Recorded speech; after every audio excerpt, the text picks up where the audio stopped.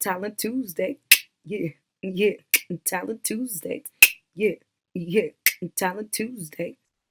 Hello, everybody. Welcome once again to another episode of Talent Tuesdays. We are so happy to have you. I'm Miss Hernandez, and we have a wonderful guest today. I'm going to let him introduce himself and tell us a little bit who you are and what you do at the English High School. Hello, everyone. My name is Mr. Ferraro. If you don't know who I am, I teach music technology and band at English High. This is my third year at English High. And my talent is the clarinet. It's the instrument that I've been playing for 31 years, I think. Ninth grade. Ninth grade. Fourth grade is when I started it. So this is the clarinet. I know some of you play this at English High who are in the band, or you may have played it if you're in the band before. But this is my instrument. This one is a professional one. It's made out of wood, and the wood is it's from Africa. It's from Madagascar, actually. Ooh, It's nice. called grenadilla wood. It's a very rare wood, and it's a dark wood. Um, it's a thick, heavy wood, so it vibrates really well. So it makes really good clarinets and oboes and like piccolos and stuff like that. Um, so whereas a beginner clarinet, like anyone who's watching this at English High who plays, that's made out of plastic usually because it doesn't break. These can actually crack. So if you're not careful, but this is it, the clarinet. And I got several types of clarinets. This is the standard one. It's called the B flat clarinet. B flat, okay. Then we have the little piccolo E flat clarinet. All right. Okay. So I will play a note so you can hear the difference. So that's called the C. Now I'm going to do the same thing on this one, but it's going to sound different. Do the same fingerings. Okay. But it's a higher pitch sound because it's so little. And then we have this. Can you see this? Sure can. And it looks really interesting.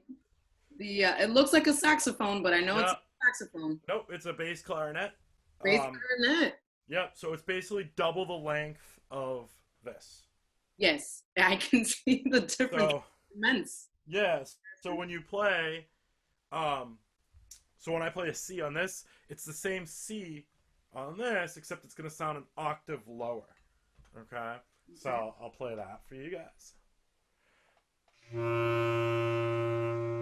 So it's obviously a little bit more deep. Now, all three of those, you couldn't see it with exact same fingering, but they sounded different because of the size of the instrument. Okay. And this is the lowest note, which I like to play because it's like really bass, rumbly. I love it. So it adds a great bottom sound to the clarinet section. Yeah. Sounds great. And well, we're excited to hear you play something a little longer in terms of a song. So, Mhm. what do you have for us today that you'll be sharing with us? So I'm gonna play this piece for clarinet alone. It's called Homage to Karl von Weber, who was a German composer in the early 1800s, who wrote a lot of opera music and a lot of clarinet music. And this other composer, his name is Bela Kovács, who's Hungarian, he's a modern Hungarian clarinetist, wrote this piece to honor Weber's clarinet music.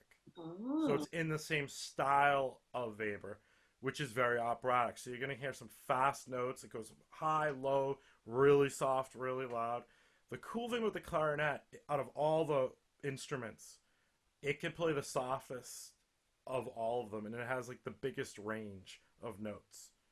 okay. It can play a lot of notes. I just want to demonstrate that, which is Sure. pretty cool. So, um, I'm gonna play this note. I'm gonna start as soft as I can and get as loud as I can. It's gonna kind of sound like a siren, actually. Um, but you Okay. can see how versatile.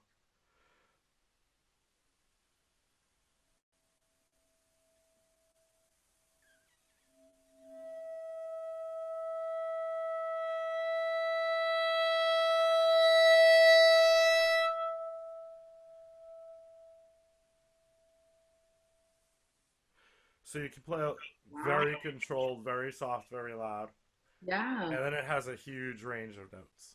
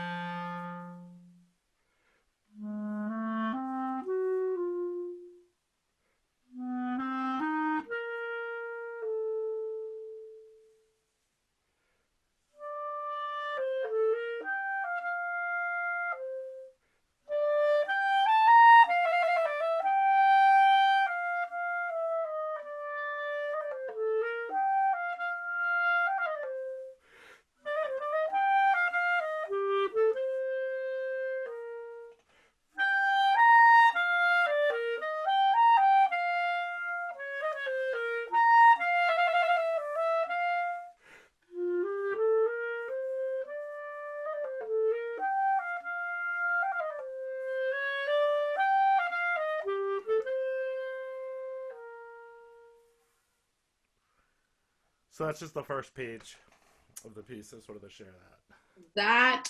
That was beautiful. I felt like you were taking us on an adventure, and that was amazing, amazing. I know, Mr. Ferraro, in terms of orchestral music, right? Mm-hmm. What would you say would be something for our students and our viewers to know in terms of orchestral music? Like, what is something that people can take away from it in terms of some kind of benefit, even in terms of connecting what composers are trying to do with what people are trying to learn, even through academics or any other kind of skill or talent for themselves? Well, orchestral music, the big difference is how complex and large scale they tend to be. Not always, but the big thing is the composers are trying to get the listener to come up with an image in their head or an idea in their head. And I think it's easy to get lost in all the notes when you're listening to classical music, orchestral music. And if you can kind of like step back and just listen to the big picture and try to like put yourself somewhere, okay, envision and create some sort of images in your head, you can relate to it a lot more. It's a lot like, you know, when you're reading a book. It's telling a story through words, and you're using your imagination to kind of put yourself in that story, in that timeline, whatever that is. And with classical music, it's the same concept. It's the same idea. But just in general, like if you go to listen to classical music, try to go with an open mind and think about like what kind of pictures you could come up with when you're listening to the music. And read about it. Like if you're going like if you're gonna listen to something, maybe take a second before listening to it, throw it in your computer and Google, find out about it, because there might be a backstory to it that will help you understand. Makes me think too of some of our young people, some of our students who will write something based off of what they're going through, based off of what they're feeling, or something for someone. So it's also even that same kind of concept as well, right? As human beings, even if we're different, even when we're talking about classical music or pop or R&B, at the core of music, right, there's still something that motivates us and things. And at the core of any skill or any talent, you might find some similarities in between other people's motivations. Thank you so much, Mr. Farrar, for that. Oh yeah. Is there any other piece that you can share with us as well, just so we can? Yes. So I have this piece. It's for klezmer clarinet. that I've been sort of working on. So klezmer is Eastern European Jewish folk music, instrumental folk music. It's got elements of jazz, classical, traditional folk music in it. Generally, it's for clarinet, sometimes a voice, an accordion or saxophone, a violin, an upright bass, a drum set, too, usually. But what makes it unique and really hard to play, and I'm still learning how to play the style, is it uses effects that are not necessarily standard effects that you would use in music, classical music. It's stuff I've had to teach myself with varying degrees of success.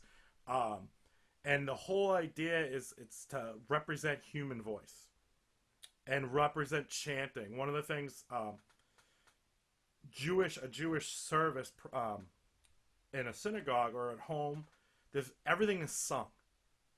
All the prayers are sung. There's not really anything spoken. I mean, you can, but it's traditionally sung. And there's a style to that singing.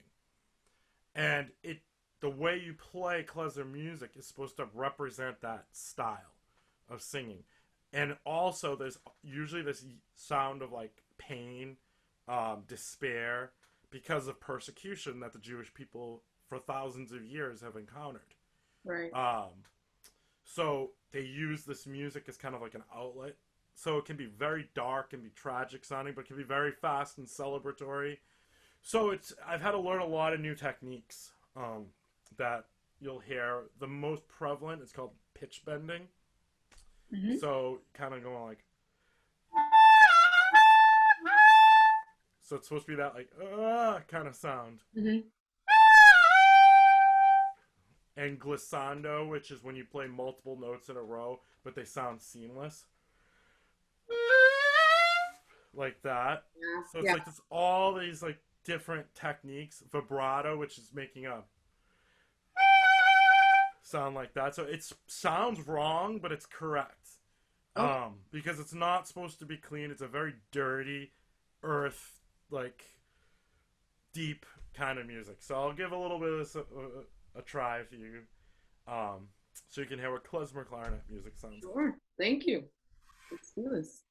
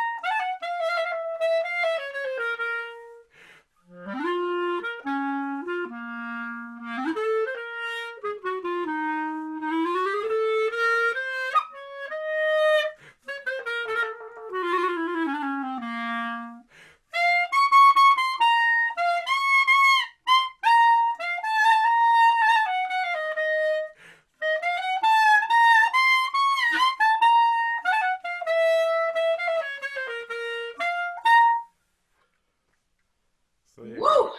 That was amazing. I'm like, how is he doing this? Like, without so many breaths. I think that was beautiful, Mr. Ferraro. The ending, well, from the beginning, I could hear some of those things in terms of the wailing that you were talking about and some of the techniques you had mentioned before, the vibrato and things. That was beautiful. And it's amazing that you have put this as a challenge for yourself, right? To learn this new kind of style as well. Mm-hmm. And if you could just share with our students, why did you decide to take this challenge? Because I know you did not mention it, but the word on the street is that you are a professional player and part of a professional ensemble. Right, so I play professionally. I play principal clarinet with the Portsmouth Symphony Orchestra in Portsmouth, New Hampshire. All right.